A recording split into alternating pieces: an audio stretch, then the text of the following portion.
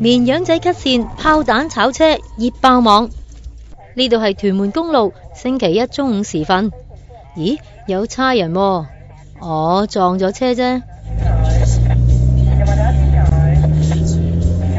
過咗個撞車位，大家就唰唰聲咁去啦。前面嗰個綿羊仔 P 牌嚟嘅喎，哇 P 牌唔打燈，仲學人抽出快線。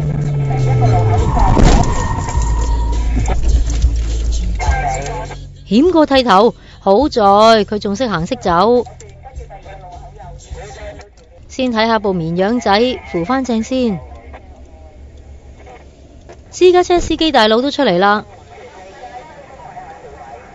綿羊仔哥哥係咪想找晦氣啊？我唔係執返嘢啫，原來佢飛甩咗隻拖鞋啊！網民都大嘆神奇，咁樣飛彈都冇撞傷。自稱係出事私家車司機嘅網民，勁鬧個綿羊仔累街坊。有人和應㗎，讚私家車收得切，收遲啲啊，捲埋個綿羊仔落車底添。不過亦都有人推算，架私家車時速過咗80米，超速㗎，冇預留2秒距離，上到庭拗都好不利㗎。兩個都有唔啱嘅，蔡國權嗰單嘢你都見啦，係咪先咧？